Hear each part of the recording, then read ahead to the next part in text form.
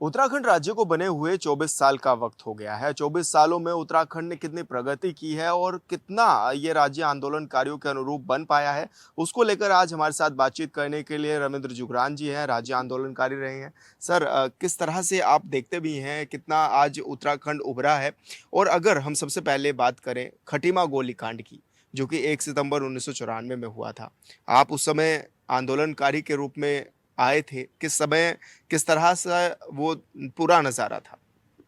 देखिए 1 सितंबर 1994 खटीमा गोलीकांड जिसमें शहादत हुई 6 लोगों की, 6 लगभग 7 लोगों की शहादत उस दिन हुई। और खटीमा के अंदर पूर्व सैनिकों के नेतृत्व में आम जनमानस अलग उत्तराखंड राज्य निर्माण की मांग को लेकर उद्वेलित था। मुलायम सिंह जी का शासन चल रहा था, सेंटर में कांग्रेस की सरकार थी और इस आंदोलन को दबाने के लिए, क्रश करने के लिए भीड़ पर गोलियां बरसा दी गई। 6-7 लोग हमारे वहाँ शहीद हो गए। वहीं 2 तारीख को मसूरी गोलीकांड हो गया। खटीमा के बाद तुरंत मसूरी गोलीकांड हो गया। तो 2 सितंबर को भी मसूरी में 7 लोग शहीद हुए। एक डिप्टी एसपी उमाकांत त्रिपाठी जी भी वहाँ शहीद हुए। यद्यपि सरकारें उनको शहीद नहीं मानती हैं, लेकिन हम आंदोलनकारी मसूरी की जनता और उत्तराखंड की जनता उनको शहीद ही मानती। तो ये जो 1 खटीमा 2 मसूरी 1994 की घटना है, इसने उत्तराखंड के जनमानस को राज्य निर्माण की मांग को लेकर और ज़्यादा उद्वेलित किया, और ज़्यादा संकल्पमय किया, और ज़्यादा प्रतिबद्ध किया। और इसके बाद तो ये कहिए कि इन कांडों से उद्वेलित नौजवान हो, किसान हो, व्यापारी हो, हमारा पूर्व सैनिक हो, महिलाएं हैं, कर्मचारी हैं, तमाम सभी जनमानस जो है वो और प्रतिबद्ध हो गया और आंदोलन को और धार तेज हो गई। इसके बाद अब जब इतना क्रश किया, खटीमा और मसूरी मिला के 6 और 6 12 13 शहादतें हो गई। सैकड़ों लोग जो हैं गोली कांडों में घायल भी हुए, जो अस्पतालों में नहीं गए। किसी के छर्रा लग गया, किसी के गोली रगड़ के निकल गई, तो उन्होंने कहीं प्राइवेट इलाज करा लिया या छुप के इलाज करा लिया। वो तो ऑन रोल आया ही नहीं, ऑन पेपर आया ही नहीं। और हजारों लोग लाठीचार्ज में इस बीच इन दोनों दिन घायल भी हुए। उसके बाद ये तय किया गया कि सेंटर और स्टेट जो है वो उत्तराखंड राज्य निर्माण की मांग को लेकर गंभीर नहीं है, संवेदनशील नहीं है। उल्टा राज्य सरकार हमको क्रश कर रही है, आंदोलन को तोड़ने का प्रयास कर रही है, और तोड़ने के लिए सारी सीमाएं लांघ दी हैं कि लाठीचार्ज नहीं, रबर बुलेट्स नहीं, सीधे गन पॉइंट पे फायरिंग शुरू करवा दी। तो ये तय किया गया कि अब एक बहुत बड़ी महारैली, विशाल रैली दिल्ली के रामलीला मैदान में 2 अक्टूबर 1994 को हम लोग करेंगे। और वो महारैली भी हुई, बड़ी विशाल महारैली हुई। और हिंदुस्तान के इतिहास में कई राजनीतिक रैलियां हुई हैं, कई मांगों की रैलियां हुई हैं दिल्ली के अंदर, किसानों की रैलियां हुई हैं, श्रमिकों की रैलियां हुई हैं, पॉलिटिकल पार्टीज की रैलियां हुई हैं। लेकिन हमें गर्व है इस बात पर कि लाखों उत्तराखंडी उत्तराखंड से और उत्तराखंड से बाहर से, जैसे कि दिल्ली, मेरठ, इलाहाबाद, कानपुर, चंडीगढ़, बंबई, हरियाणा, राजस्थान, यहां से भी आए। जितनी संख्या से यहां से लोग गए, लाखों लोग, उतनी ही संख्या से दिल्ली के अंदर भी आए। और दिल्ली का नज़ारा अगर कहीं रिकॉर्डेड है, किसी के पास वीडियो है या ऑडियो है या स्क्रीनशॉट्स हैं या विजुअल्स हैं, तो बताएंगे कि दिल्ली के अंदर लाखों की तादाद में अनुशासित लोग, उत्तराखंड के पहाड़ के अनुशासित लोग, लाठीचार्ज हो रहा है, अश्रु गैस चल रहा है, घुड़सवार जो है, घुड़सवार जत्था जो है वो घोड़ों पे चल के वहां जो है लठ बरसा रहा है, और घोड़ों की टापों से जो है छातियों पे पैर रखे जा रहे हैं। लेकिन उत्तराखंडी जरा सा भी विचलित नहीं हुआ, उसने कोई हिंसा नहीं करी। लाखों लोग दिल्ली की सड़कों पे, रामलीला मैदान में, कोई बौराड़ी से आ रहा है, कोई मेरठ की तरफ से आ रहा है, कोई हरियाणा, कोई पंजाब, कोई राजस्थान की तरफ से बॉर्डरों पे आ रहा है। लेकिन हमें गर्व है इस बात का कि दिल्ली के अंदर जनता को परेशान नहीं किया। एक ठेली वाले की मूंगफली भी किसी ने नहीं उठाई, एक सब्जी वाले का फल वाले का, किसी ने फल भी नहीं उठाया। तो दिल्ली जानता है और हिंदुस्तान जानता है कि दिल्ली की यह रैली जो उत्तराखंड के निर्माण के लिए थी, ये कितनी अनुशासित, कितनी शांति प्रिय रैली थी। तो ये हमारे लिए कुछ फख्र की बात है। जी, लेकिन मुजफ्फरनगर कांड हाँ। हुआ, मुजफ्फरनगर में भी उस समय भी आप मौजूद थे। हाँ। महिलाओं के साथ बर्बरता तक हो गई। किस रूप में आप उसको देखते भी हैं और क्योंकि आपके सामने इस तरह के नज़ारे मैं प्रत्यक्षदर्शी भी रहा हूं। भले ही मुझको सीबीआई या पुलिस ने गवाह नहीं बनाया, लेकिन मैं गवाह भी हूं। मेरे सामने की देखी हुई घटनाएं हैं।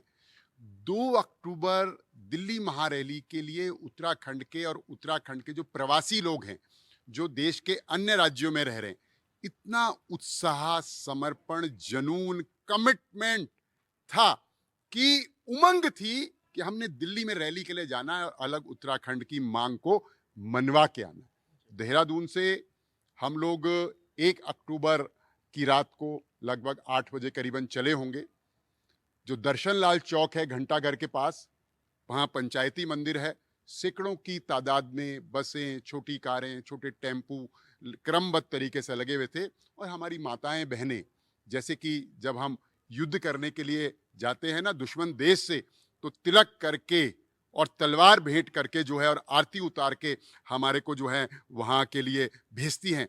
उसी तरीके से दिल्ली महारैली के लिए भी हमारी माताएं, हमारी बहनें तिलक करके, ईश्वर को साक्षी मानकर हमको जो है आरती उतार के उन्होंने दिल्ली के लिए रवाना किया। लेकिन बड़ा दुखद है कि पहले तो हमको मोहंड पे रोका गया, मोहंड पे चेकिंग के नाम पे। उस समय कुछ हमसे 7 बजे भी निकल गए थे लोग, तो उजाला था, और मोहंड में आधा पौना घंटा हमारा खराब किया गया। चेकिंग के नाम पे डिरेल करने की कोशिश थी कि रात होने दो। फिर जब हम मोहंड क्रॉस करके निकले तो नारसन पे तो बिल्कुल एडमिनिस्ट्रेशन ने तय किया हुआ था कि इनको यहाँ पर रोकना है। नारसन में गुत्थम गुत्था हुई पुलिस के साथ। पुलिस ने बटों से भी मारा, गोली भी चलाई, और आक्रोशित भीड़ ने जो नारसन का थाना था वहां से फिर आक्रोशित भीड़ ने उन थाने को ही खाली करवा दिया और थाना छोड़कर पुलिस वाले जो है वो पूरा थाना छोड़कर भाग गए। जैसे तैसे हम लोग वहां से मुजफ्फरनगर दिल्ली के लिए निकले तो हमको मालूम है 12 बज गया था नारसन में ही, और 1 बज गया था। भले ही हमसे पहले बहुत लोग आगे निकल चुके थे। तो हम लोग रामपुर तिराहा मुजफ्फरनगर में 2 अक्टूबर की सुबह को लगभग 5:30-5 बजे पहुंचे होंगे। तो जिन गाड़ियों में हम थे, हम आगे तक गए जहां बैरिकेड लगा हुआ था।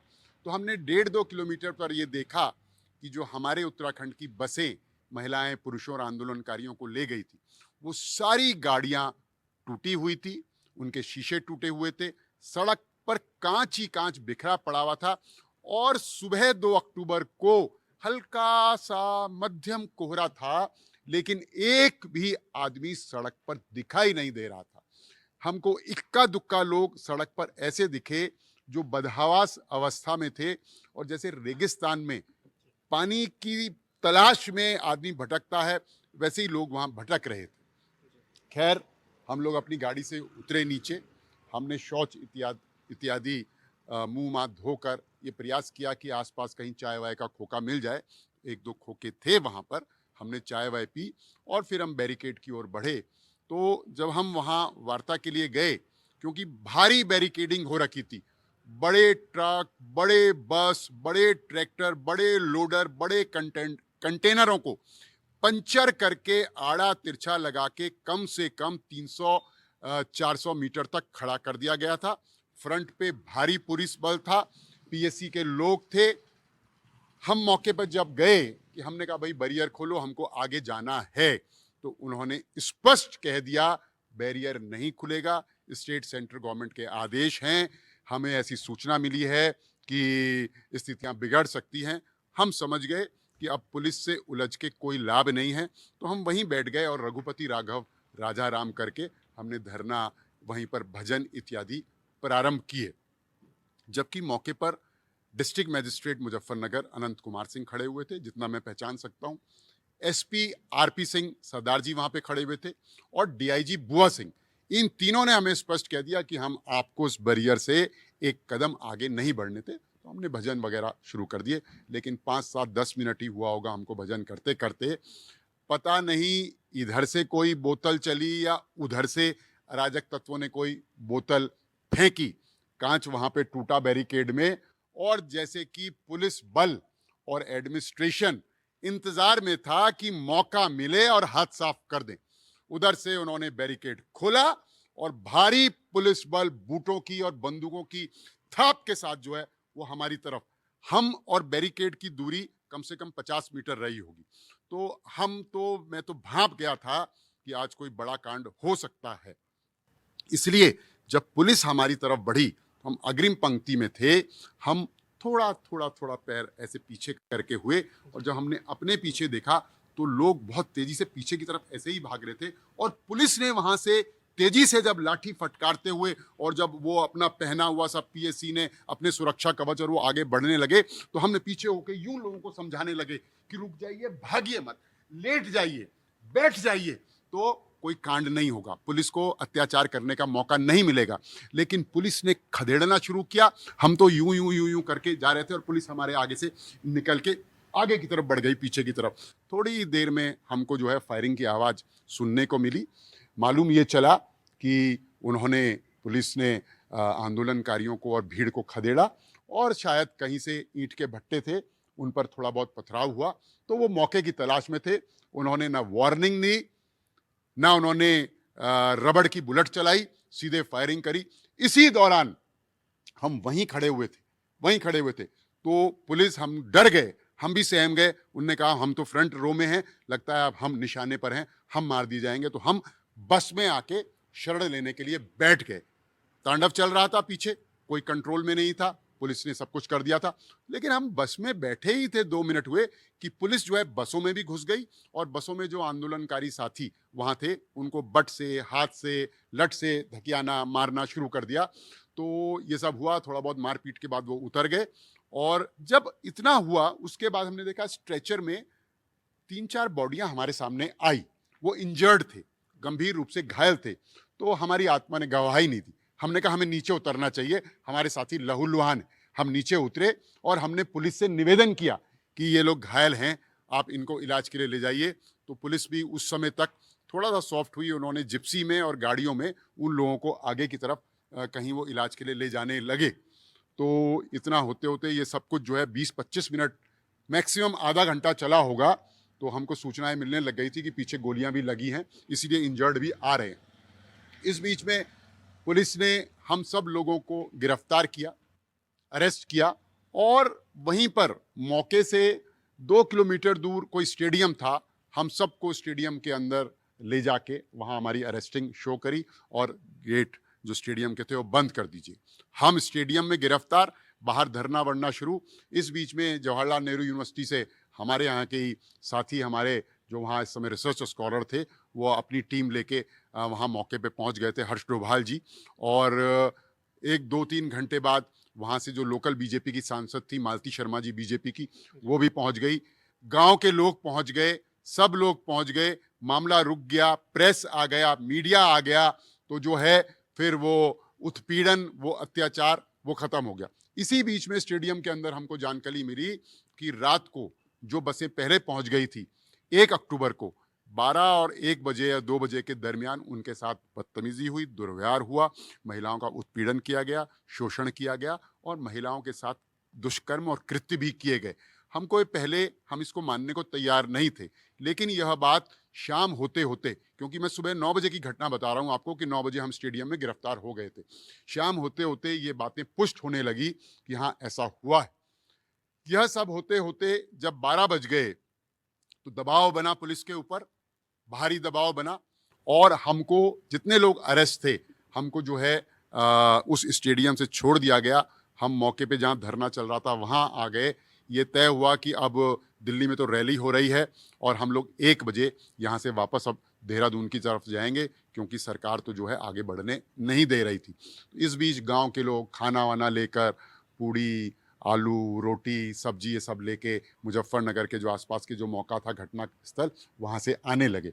उन्होंने हमारा बड़ा सहयोग किया, उन्होंने हमको सांत्वना दी, उन्होंने पुलिस प्रोटेक्शन से भी हमको, पुलिस के अत्याचार से भी हमको सुरक्षित करा। तो उसके बाद हम 2:30-3 बजे करीबन मुजफ्फरनगर रामपुर तिराहा से देहरादून की ओर हमारी 100-150 गाड़ियाँ थी, वो वापस की ओर जो है देहरादून प्रस्थान किया। देहरादून पहुँचते पहुँचते मंजर ये था कि मोहंड से ही जहाँ जहाँ आबादी और बस्ती थी उनको खबर लग गई थी कि ऐसा ऐसा हुआ है, तो सब अपने मोहल्ले और घरों से आगे रोड पर खड़े होकर झांक रहे थे, देख रहे थे, पूछ रहे थे, बड़े आशंकित थे कि क्या हुआ है। और ऐसा ही क्लेमेंट टाउन जब हम घुसते हैं मोहंड पार करके देहरादून शहर के अंदर, तो जहाँ जहाँ आबादी थी सब लोग जो हैं शिवाजी धर्मशाला सहारनपुर चौक तक सड़कों पे आकर हमको देख रहे थे। कुछ जिज्ञासावश देख रहे थे, कुछ चिंतावश देख रहे थे, कुछ तमाशबीन भी थे। तो हम जो है पहुंचे घंटाघर की तरफ रात के लगभग 12:30 बजे। घंटाघर का दृश्य बहुत ही खतरनाक था। कम से कम 3-4 हजार नौजवान और आंदोलनकारी और जनता वहां पर खड़ी थी। समाजवादी पार्टी के कार्यालय पर पथराव हो रहा था, पुलिस बल नदारद था, पुलिस घबरा गई थी, लेकिन केवल पथराव हो रहा था। तो हम घंटाघर से निकले और हम दून अस्पताल में गए। दून अस्पताल के अंदर और बाहर लगभग 3.5-4 हजार लोग जो हैं वो इकट्ठा थे। मुलायम सरकार और केंद्र सरकार के विरुद्ध नारेबाजी हो रही थी। लोग बैठे थे, आक्रोशित थे, उद्वेलित थे, गुस्से में थे। दून अस्पताल के अंदर मरीजों का इलाज भी चल रहा था जो घायल थे। तो ये अफरा तफरी का सीन हुआ। इसी बीच हमको सूचना मिली कि हमारा ही एक साथी रविंदर रावत पोलू, जो नेहरू कॉलोनी का निवासी था, नौजवान था, मेरे साथ उस समय स्टूडेंट यूनियन में छात्र संघ का प्रतिनिधि था, हमको ये खबर मिली कि उसकी शहादत हो चुकी है। तो हम उसकी घर की ओर बढ़ने लगे। तो हम जब नेहरू कॉलोनी पहुंचे तो हमने 1000-1500 लोग जो हैं, ज़्यादा इससे ज़्यादा उसके घर के इर्द गिर्द देखे। तो हमारी हिम्मत नहीं हुई कि हम वहाँ जाएं और सांत्वना दें। उसके माँ बाप को क्या बात करेंगे। ठीक हुआ तो हम वहाँ से निकल गए, सुरक्षित स्थानों के लिए निकल गए और अपने घर की तरफ चल गए। सुबह 3 अक्टूबर की सुबह सूचना मिली कि रविंदर रावत पोलू की जो शव यात्रा है वो लक्खीबाग शमशान घाट में उनका अंतिम संस्कार करने के लिए जा रही। तो हमने उसको आरा घर में ज्वाइन किया, उनकी शव यात्रा को। और आरा घर से निकलते निकलते हम ये प्रिंस होटल जो चौक है वहाँ पर पहुँचे ही थे। शव को लेकर अपने कंधों में 1500 लोग उनकी शव यात्रा में थे। पुलिस का बहुत भय था। शंभू सिंह कोतवाल उस समय यहाँ हुआ करता था, जो पूरा मुलायम सिंह सरकार के इशारे पर यहाँ अत्याचार कर रहा था। जैसे ही उसने हमारी शक्लें देखी, उसने कहा कि ये 2, 4, 5 आदमी ही जाएंगे केवल शमशान घाट, उससे आगे कोई नहीं जाएगा। तो हमने विरोध किया। इतने में पुलिस से झड़प हुई, पुलिस ने लाठीचार्ज शुरू किया, काफ़ी भगदड़ मची। केवल 7-8 लोग ही शव को लेके वहाँ पर रोड में बैठ गए और मैं वहाँ से गायब हो गया, क्योंकि मुझे जानकारी मिल रही थी कि मौका पुलिस तलाश रही है, तुम्हारा एनकाउंटर हो सकता है। उसके बाद मैं मौके से बिल्कुल फरार हो गया। 11 बजे करीबन 3 अक्टूबर 1994 को देहरादून में कर्फ्यू लगाने की घोषणा हुई और कर्फ्यू इम्पोज हो गया देहरादून के अंदर। उसके बाद 3 अक्टूबर 11 बजे से लेकर 7 अक्टूबर तक मैं अंडरग्राउंड रहा, भंडारी बाग कारगी के क्षेत्र में। सिख पगड़ी पहन के, मेरी दाढ़ी बढ़ी हुई थी, सिख का वेश मैंने धारण किया और मैं अपने रिश्तेदारों के यहाँ कारगी भंडारी बाग में 1 हफ्ता 4 दिन रहा। घर वालों को सूचना पहुँच गई थी किसी माध्यम से कि वो यहाँ रह रहा है, और 1.5-2 दिन तक कर्फ्यू की स्थिति बनी रही। उसके बाद धीरे धीरे धीरे धीरे धीरे स्थिति सामान्य होने में समय लग गया और फिर से आंदोलन शुरू हो गया। जी, ऐसे में 9 नवंबर को जब स्थापना दिवस के रूप में देखा गया कि 9 नवंबर को राज्य अलग राज्य बन जाएगा, हाँ। तो किस तरह की भावनाएं थी और उस समय आंदोलनकारी उसको किस रूप में देख रहे थे? जब अटल ये 1998 में जब हरदनहल्ली देवगौड़ा जी देश के प्रधानमंत्री बने और यहाँ से सतपाल महाराज जी तिवाड़ी कांग्रेस से सांसद चुन के आए और तिवारी जी भी सांसद बने, तो सतपाल महाराज जी तिवाड़ी कांग्रेस का दबाव रहा देवगौड़ा जी पे कि आपको अलग उत्तराखंड राज्य की घोषणा करनी है।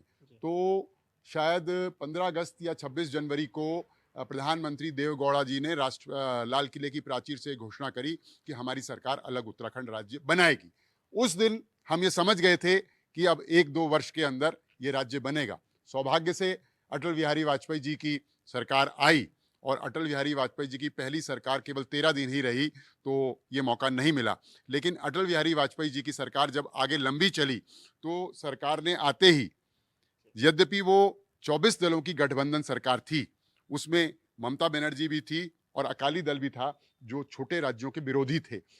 अटल बिहारी जी की सरकार ने, वाजपेयी जी की सरकार ने इसकी परवाह नहीं करी और अपना कमिटमेंट पूरा किया, और अपने गठबंधन दल के जो सहयोगी थे, उनका भी परवाह किए बिना उत्तराखंड के साथ साथ झारखंड और छत्तीसगढ़ का अनाउंस किया, और ये राज्य 9 नवंबर 2000 को अस्तित्व में आए। बड़ी खुशी हुई। लंबी मुराद, लंबा संघर्ष, लंबा बलिदान, ये खाली देश के लिए ये बलिदान जो है वो महत्वपूर्ण नहीं था, या ये खाली उत्तराखंड का जो आंदोलन था देश तक सीमित नहीं था, ये विश्वव्यापी इसकी गूंज थी। आज तक 15 देशों के विश्वविद्यालयों के रिसर्च स्कॉलर्स ने मुझसे इंटरव्यू किया है उत्तराखंड राज्य निर्माण के आंदोलन पर।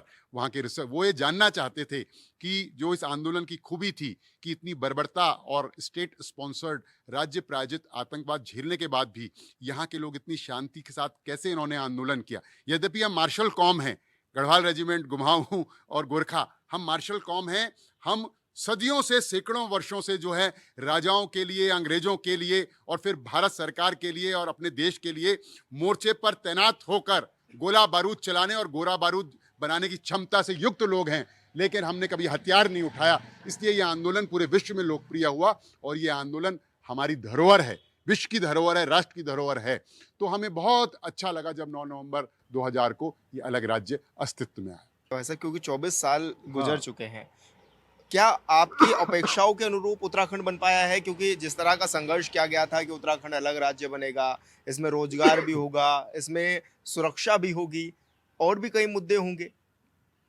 उत्तराखंड आज भी हिंदुस्तान का सबसे पोटेंशियल स्टेट है, जिनकी क्षमताओं का कोई जवाब नहीं।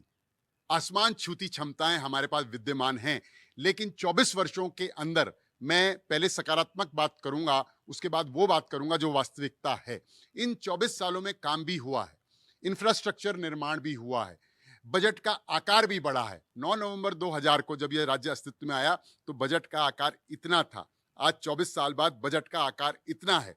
तो जब बजट का आकार बढ़ा है तो काम धंधे भी हुए हैं, उद्योग भी खुले हैं, इंफ्रास्ट्रक्चर भी बढ़ा है, मेडिकल कॉलेज, स्वास्थ्य सेवाओं का भी सुदृढ़ीकरण हुआ है, शिक्षा के क्षेत्र में यूनिवर्सिटीज़ भी आई हैं, गवर्नमेंट और प्राइवेट यूनिवर्सिटीज़ भी आई हैं, सब कुछ हुआ है, सड़कें भी तेजी से बढ़ी हैं, इंफ्रास्ट्रक्चर भारी बढ़ा है। लेकिन सबसे महत्वपूर्ण बात, जिसके लिए ये आंदोलन, शहादतें, बलिदान जो 7 साल 8 साल तक लगातार हुआ, 94 से 2000 तक, आंदोलन तो 51 से चल रहा था, छुटुर पुटुर छुटुर पुटुर छुटुर पुटुर, लेकिन ये जो आंदोलन निर्णायक आंदोलन था, जिसमें आग निकली, ज्वाला निकली, महिला जो है वो उत्तराखंड की नारी है, फूल नहीं चिंगारी है, वो भाव निकला, वो 94 से 2000 का था।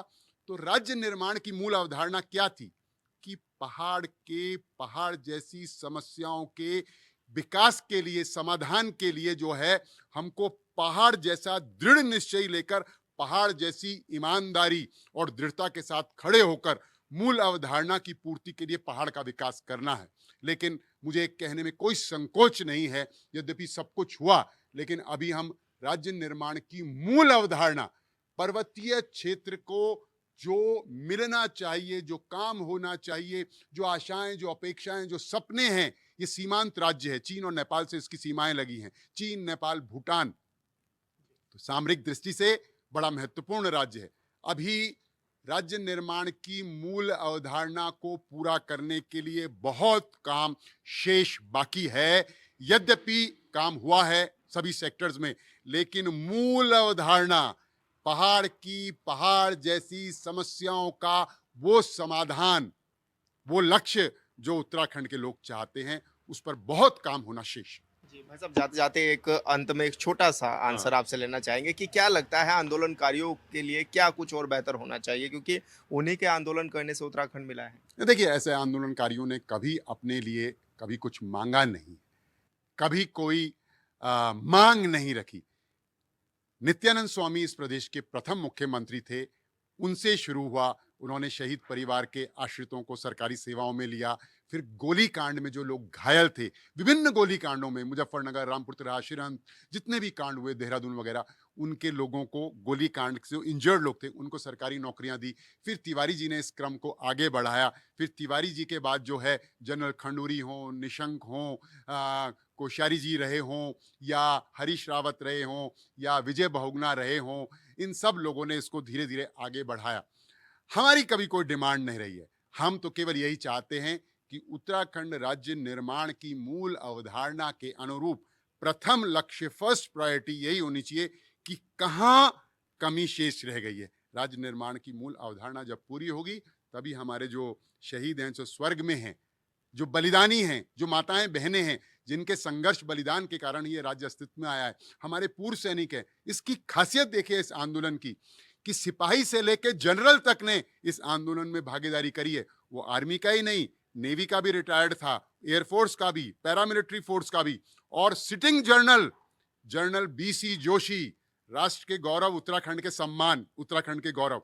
उन्होंने जब सेंटर और स्टेट ने उस समय बड़ा हमारे पे अत्याचार किया, कांड हो रहे थे, तो जनरल बीसी जोशी जी ने मुलायम सिंह को बिल्कुल स्पष्ट कहा, सेंट्रल गवर्नमेंट को स्पष्ट कहा। उसने कहा भाई गढ़वाल, गोरखा एंड कुमाऊं बहुत परेशान हो चुके हैं, इनके लोग, इनके बच्चे, इनकी औरतें, इनके बेटे जो हैं उन पे अत्याचार हो रहा है। जनरल बीसी जोशी का स्टैंड। तो ये आंदोलन दुनिया का अनूठा, अजूबा, शांति प्रिय, अहिंसक, प्रेरणा देने वाला आंदोलन है जो भूतो न भविष्यति है। मुझे नहीं लगता कि हिंदुस्तान या देश के इतिहास में ऐसा शांति प्रिय सबका आंदोलन कभी और हो पाएगा।